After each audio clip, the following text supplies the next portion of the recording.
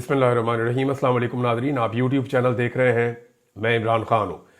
हुकूमत खुद परेशान हो गई है मोहसिन नकवी के अमरीकी दौरे को लेकर। यानी अब हुकूमती कैंप्स के अंदर खलबली मची हुई है। चंद लोग राब्ता कर रहे हैं मुस्लिम लीग नून के, और इस्लामाबाद के अंदर ये खबर अब गर्म होना शुरू हो गई है कि हुकूमत को इस बात की बेचैनी है कि मोहसिन नकवी का जो अमरीका का दौरा है इसका असल मकसद क्या है।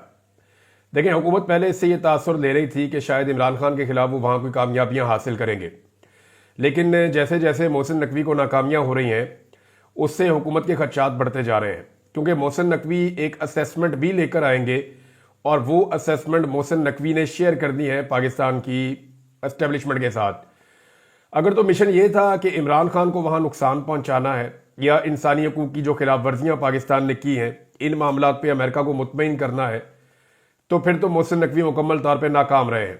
लोग मोहसिन नकवी की कारकर्दगी पे और उसकी सलाहियत पे सवाल उठा रहे हैं, बल्कि यहाँ तक कहा जा रहा है कि अगर उस्मान बुज़दार को भेज दिया जाता है अमेरिका में तो शायद वो अपनी सियासत से या अपनी समझदारी से मोहसिन नकवी से कुछ ज़्यादा अचीव कर लेते।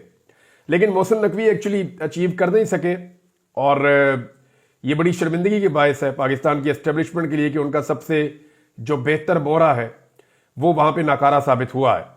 ख्वाजा आसिफ से जब सहाफ़ियों ने पूछा तो वो उस सवाल के पहले हिस्से पर ही बौखला गए थे, फिर अपने आप को उन्होंने संभाला और संभाल कर फिर इसका जवाब देने की कोशिश की कि देखें जी, वो तो वज़ीर दिफा का भी काम होता है, दाखिला का भी होता है, खारजा का भी होता है, तो सबको अपने अपने कामों के लिए अमेरिका जाना पड़ता है। लेकिन ये सब जानते हैं कि मोहसिन नकवी का जो मिशन था वो ये था कि किसी तरह वो डोनाल्ड ट्रंप के करीब पहुँचें, उनकी टीम के करीब पहुँचें। देखिए, CIA के करीब पहुँचना उनके लिए मुश्किल नहीं होगा।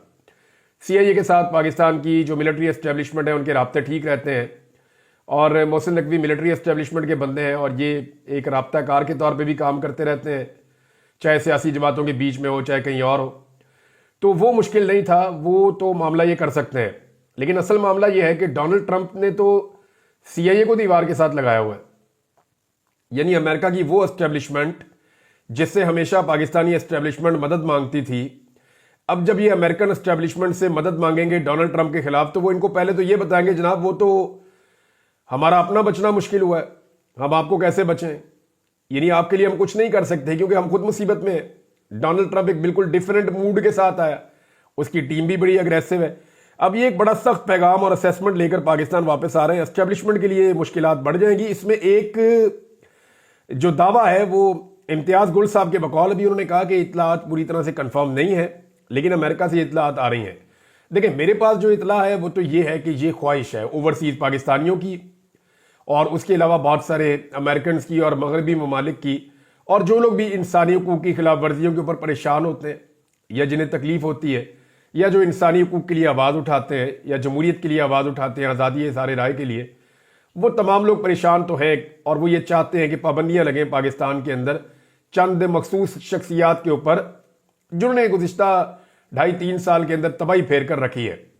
बाकायदा रिपोर्टें शाया हो गई हैं कि पाकिस्तान के मीडिया को किस तरीके से हैंडल किया गया, पाकिस्तान के मीडिया को किस तरीके से जिच किया गया गुज़िश्ता 2.5-3 साल में, और कंट्रोल किया गया, पूरी तरह रिमोट कंट्रोल से कंट्रोल किया गया।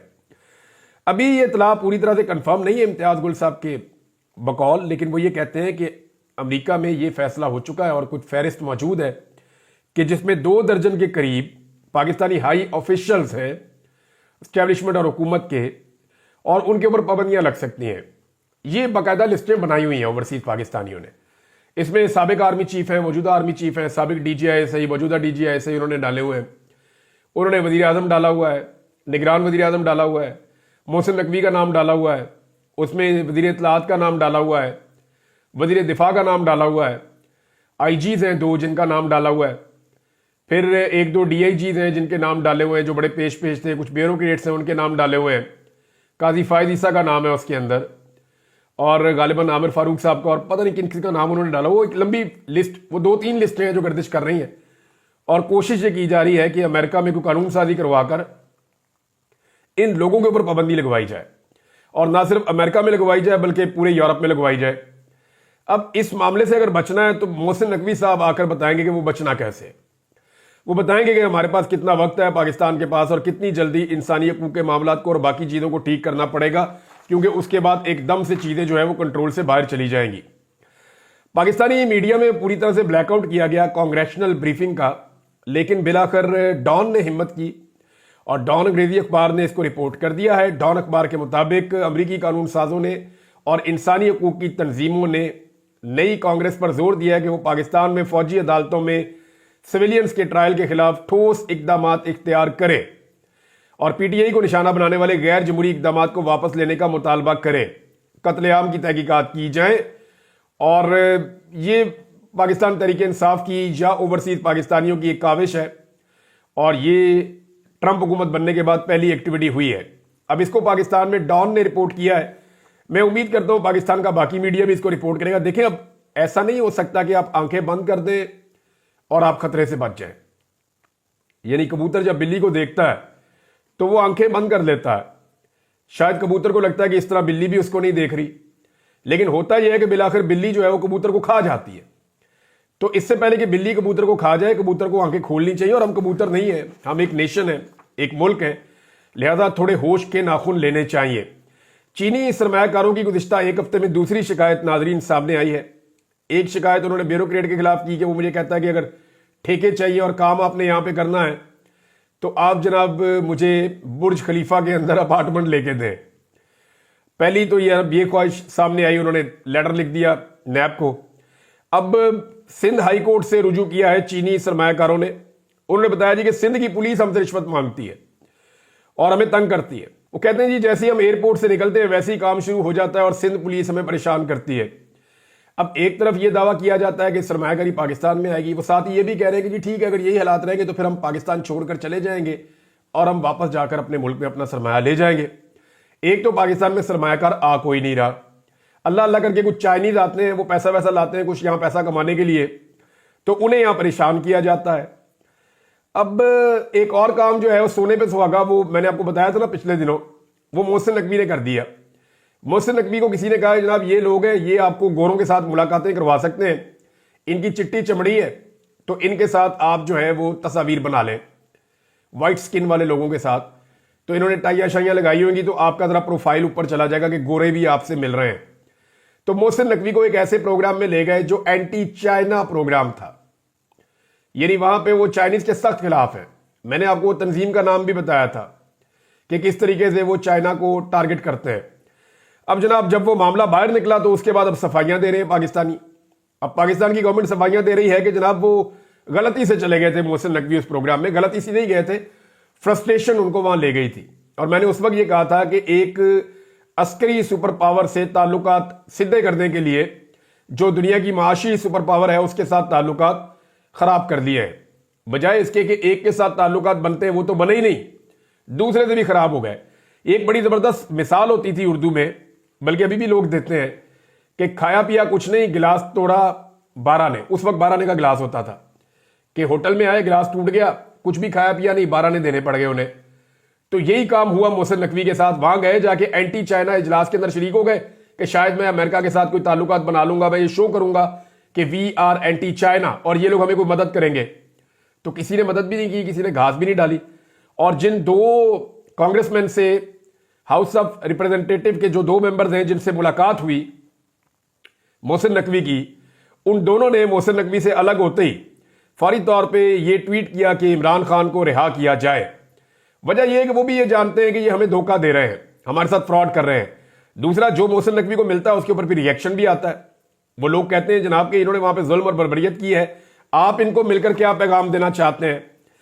ناظرین، ایک اور خبر ہے وہ یہ کہ تحریک انصاف نے ایوان کے اندر اور ایوان کے باہر دونوں طرف حکومت کو مصیبت میں ڈال دیا ہے اور دبا کر احتجاج کر رہی ہے، چاہے پنجاب اسمبلی ہے، چاہے قومی اسمبلی ہے، چاہے قومی اسمبلی کے اندر اور باہر ہے، ہر طرف شہباز شریف کے خلاف نعرے لگ رہے ہیں، اردلی کے نعرے لگتے ہیں، خون پینے والے لوگوں کے طور پہ ان کو دیکھا جاتا ہے، دہشت گرد حکومت ان کو ڈکلیئر کیا جاتا ہے۔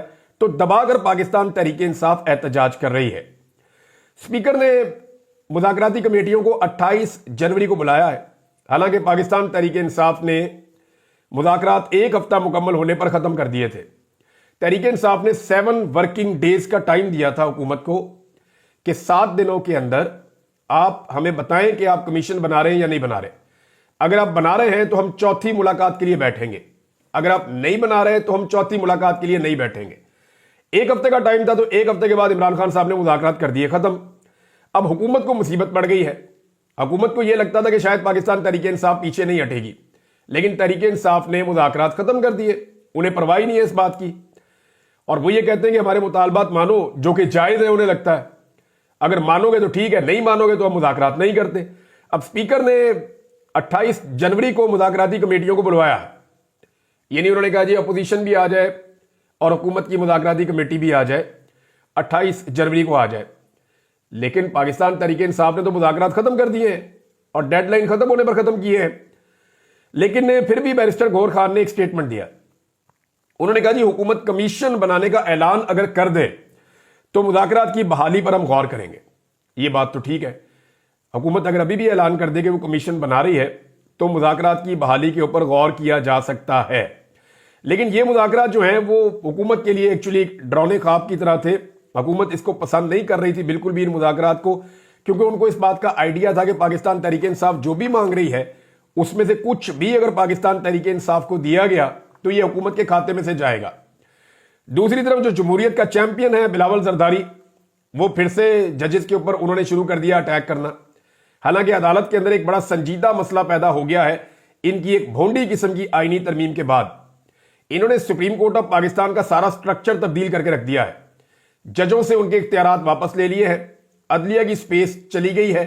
چند ججز جو ہے انہوں نے پورے کے پورے سسٹم کو یرغمال بنا لیا ہے، اور وہ ججز جو ہے وہ حکومت کے بہت قریبی ہیں یا حکومت کے چنے ہوئے ججز ہیں. اب ایسی صورتحال میں جب ججز اپنی سپیس واپس لینا چاہتے ہیں تو بلاول نے اس کو اٹیک قرار دے دیا ہے. جناب جمہوریت کے اوپر حملہ ہو رہا ہے، ہم نے یہ آئینی ترمیم کی تھی، ہم ہی واپس لیں گے. تو بلاول صاحب جیسے آپ نے یہ آئینی ترمیم کی تھی بروٹ میجورٹی اور ڈنڈے والی جمہوریت سے، بندے مارنے کے بعد، عورتوں اور بچوں کو اغوا کرنے کے بعد اور ان کے ناخن کھینچنے کے بعد، ان پہ ٹارچر کرنے کے بعد، ایم این ایز کو اور سینیٹرز کو اغوا کرنے کے بعد، قومی اسمبلی اور پارلیمنٹ لاجز کے اندر نامعلوم افراد کی طرف سے شب خون مارنے کے بعد، وہاں سے بندے گرفتار کرنے کے بعد، اگر آپ نے یہ آئین سازی کی تھی یا آئین میں ترمیم کی تھی تو اس سے بری آئین میں ترمیم یا اس سے بڑا گناہ کوئی ہو نہیں سکتا جو آپ نے کیا ہے. پورے کے پورے سپریم کورٹ کا حلیہ بگاڑ کر رکھ دیا ہے. اب ججز تنگ ہو رہے ہیں، وہ یہ کہتے ہیں یہ تو وہ عدالت ہی نہیں ہے جو عدالت ہوتی ہے. پوری دنیا میں ایسی عدالت نہیں ہے جیسی اب پاکستان میں سپریم کورٹ ہے. اب وہ اس کو ٹھیک کرنا چاہتے ہیں تو انہوں نے جناب جمہوریت کا راگ الاپنا شروع کر دیا ہے. گیلانی صاحب کہتے ہیں، جی یوسف رضا گیلانی صاحب، کہ اعجاز چودھری کے پروڈکشن آرڈر میں نے جاری کیے، جب تک اعجاز چودھری کے پروڈکشن آرڈر پہ عمل درآمد نہیں ہوتا میں اجلاس کی صدارت نہیں کروں گا. اور چیئرمین سینٹ نے بائیکاٹ کر دیا سینٹ کے اجلاس کا کہ جی میں صدارت ہی نہیں کروں گا. اتنا کمزور اور بزدل آدمی اپنی زندگی میں کبھی دیکھا ہے؟ یار آپ چیئرمین سینٹ ہیں، گیلانی صاحب آ کر بیٹھے اپنی طاقت کو استعمال کریں، اپنی سینٹ کے اندر آ کر بیٹھے اپنے سینیٹرز کو اپنے ساتھ کھڑا کریں. اگر آپ کی بات نہیں مانی جاتی تو آپ نکل کر سینٹ کے باہر دھرنا دے دیں اور آپ یہ کہیں کہ جب تک کہ میرے پروڈکشن آرڈر کے اوپر جاری نہیں ہوگا، عمل درآمد نہیں ہوگا، سینٹ کے اندر کوئی بھی نہیں جائے گا. بھئی کوئی طریقہ کار اختیار کریں نا، اپنی طاقت شو کریں. آپ یہ تو بہت کمزوری، اور کمزوری میں جانتا ہوں کیوں ہے. دیکھیں اس کو عزت بیزتی کا مسئلہ گیلانی صاحب نہیں بنا سکتے. گیلانی صاحب کی فیملی کے اوپر بہت نوازشیں کی گئی ہیں، سارے خاندان کو تو لا کے اسمبلیوں میں بٹھا دیا ہے، اور جھوٹے ووٹوں کی بنیاد کے اوپر یوسف رضا گیلانی صاحب کو چیئرمین سینٹ بھی بنا دیا ہے. اب اتنا بے اختیار چیئرمین سینٹ تو ہو نہیں سکتا. یہ صرف اور صرف گونگلوؤں سے مٹی جھاڑی جا رہی ہے. اس طرح گھر میں بیٹھ جانا یہ روش تو بے نظیر کی نہیں تھی. ذوالفقار علی بھٹو اور بے نظیر بھٹو کی سیاست تو یہ نہیں تھی. میرے خیال میں گیلانی صاحب یہ احتجاج کسی اور مقصد کے لیے کر رہے ہیں، یا وہ حکومت سے کچھ حاصل کرنا چاہتے ہیں. اعجاز چودھری تو بہانہ ہے، کوئی اور مقصد نشانہ ہے، مجھے تو بظاہر ایسا ہی لگتا ہے. ساتھ ہی ساتھ جناب اسپیکر قومی اسمبلی کو پاکستان تحریک انصاف نے یہ کلیم کیا ہے کہ ہم نے 70 کے قریب اپنے اراکین کی ایسی فہرست جو ہے وہ مہیا کی ہے. اسپیکر کو ہم نے ایک لسٹ دی ہے 70 کے قریب اراکین اسمبلی کی جن کے اوپر جسمانی تشدد ہوا ہے، اور ان کے جسموں کے اوپر تشدد کے نشان بھی تھے. باقاعدہ ثبوتوں کے ساتھ وہ کہتے جی ہمارے پاس ساری چیزیں موجود ہیں. صاحبزادہ حامد رضا صاحب نے یہ کلیم کیا اور انہوں نے کہا جی کہ 70 سے زائد اراکین اسمبلی پر جسمانی تشدد کی تفصیلات اسپیکر قومی اسمبلی کو ہماری جانب سے فراہم کی گئی ہیں. شدید نقصان اٹھانے کے باوجود آج بھی پاکستان تحریک انصاف کے لوگ کھڑے ہیں. حسان نیازی جس کے بارے میں مریم نواز بہت کلیم کر رہی تھی کہ اس کی والدہ پریشان ہے، والد پریشان ہے، تو یہ ہو جائے گا تو وہ ہو جائے گا. حسان نیازی اور حیدر مجید سے ملاقات کی ہے پاکستان تحریک انصاف کے وکلا نے جا کر. پہلے موقع ہی نہیں مل رہا تھا، پھر خدیجہ صدیقی صاحبہ ہیں، کچھ اور وکلا ہیں، ان لوگوں کو موقع ملا، وہ جا کر حسان نیازی کو ملے، مل کر باہر نکلے اور نکل کر انہوں نے بتایا. تو حسان نیازی کا اور حیدر مجید کا جو کہنا تھا وہ یہ تھا کہ لوگوں کو ہم کہتے ہیں کہ ڈٹے ہیں، 10 سال کی ہمیں سزا ہوئی ہے، یہ سزا کم ہے، اگر ہمیں 100 سال کی بھی سزا ہو تو عمران خان اور حق کا ساتھ ہم کبھی نہ چھوڑتے. یہ جناب ان کا موقف ہے. اب آپ اندازہ کر لیں کہ پاکستان تحریک انصاف کہاں کھڑی ہے. یہ جیل کے اندر کھڑے ہوئے بندے نہیں ٹوٹ رہے، تو جو بندے جیل کے باہر ہیں وہ کیسے ٹوٹ سکتے ہیں؟ ناظرین، چیئرمین پبلک اکاؤنٹ کمیٹی کے لیے جو نام دیے گئے تھے ان میں جو نام فائنل ہوا ہے وہ جنید اکبر صاحب کا ہے. جنید اکبر صاحب عمران خان صاحب کے پرانے ساتھی ہیں. ہاں یہ ضرور ہے کہ گنڈا پور گروپ سے ان کی ایک تھوڑا ڈسٹنس ہے، اور اس کے ریزنز ہیں کیونکہ پارٹی کے اندر ہوتی ہیں بعض اوقات ایسی ڈویژنز، اور یہ بعض اوقات جان بوجھ کر کریٹ کی جاتی ہیں، بعض اوقات اس کی وجوہات ہوتی ہیں. تو اس کی وجوہات ہیں، یہ ڈفرنس ہے، کوئی مانے یا نہ مانے. لیکن یہ جنید اکبر کی ایک بڑی کامیابی ہے کہ عمران خان صاحب نے ان پہ ٹرسٹ کیا جیل میں بیٹھ کر. حالانکہ انہیں ملنے کی اجازت نہیں دی جا رہی تھی، انہیں موقع نہیں مل رہا تھا اپنی بات عمران خان صاحب تک پہنچانے کا، لیکن بہرحال بات ان کی عمران خان صاحب تک پہنچی. اور میری اطلاع کے مطابق عمران خان صاحب تک جو بات پہنچی ہے وہ گزشتہ چند دنوں میں پہنچی ہے، اور وہ جس سورس سے پہنچی ہے اس سورس کے بھی بہت زیادہ خلاف کام کیا گیا ہے پاکستان میں. میں اس سے زیادہ کہنا نہیں چاہتا، ایک پارٹی کا اندرونی معاملہ ہے، لیکن معاملہ بڑا سیدھا ہے کہ جنید اکبر صاحب کے چیئرمین پبلک اکاؤنٹ کمیٹی بن جانے سے کچھ لوگ زیادہ خوش نہیں ہوں گے. ایک خبر اور ناظرین، یہ جو پیکا کا جو قانون بنایا گیا ہے اس کی سمپل ڈیفینیشن یہ ہے کہ کوئی خبر صحیح ہو یا غلط ہو، اگر حکومت کو یا اسٹیبلشمنٹ کو پسند نہیں آئی وہ خبر تو بندہ اندر. میں بالکل آپ کو سمپل کر کے بتا رہا ہوں، کوئی خبر سچی ہو، کوئی خبر جھوٹی ہو، کوئی خبر درست نکلے، کوئی خبر غلط نکلے، اس کا کوئی تعلق نہیں ہے. بندہ پسند نہیں ہے یا بندے کی خبر پسند نہیں ہے اسٹیبلشمنٹ کو یا حکومت کو، تو بندہ اندر. اب اس کے لیے کوئی وجہ دینے کی ضرورت نہیں ہے. نئے قانون کے تحت اتنی طاقت حاصل کر لی ہے اس نظام نے، اور ایک نیا سسٹم بنا رہے ہیں. اب پیکا ایکٹ کے خلاف صحافیوں نے اور اپوزیشن نے احتجاج کیا. صحافی پھر نکلے احتجاج کرنے کے لیے، اپوزیشن بھی ان کے ساتھ جڑ گئی احتجاج کرنے کے لیے. اس سے پہلے جب پی ٹی آئی کے دور کے اندر قوانین میڈیا کے خلاف بن رہے تھے تو اس وقت کی اپوزیشن نکلی اور انہوں نے صحافیوں کے ساتھ مل کر احتجاج کیا، اور آج وہی پی ٹی آئی جو ہے وہ صحافیوں کے ساتھ مل کر احتجاج کر رہی ہے. لیکن جب بھی کوئی حکومت میں آتا ہے وہ بھول کیوں جاتا ہے؟ آج جو حکومت ہے اسے یہ لگتا ہے کہ اس قانون سے صرف پی ٹی آئی والوں کو مار پڑے گی، بلکہ جو اپوزیشن ہے وہ بھی یہ سمجھتی ہے کہ خالی پی ٹی آئی کو مار پڑ دی ہے تو بولنے کی ضرورت کیا ہے.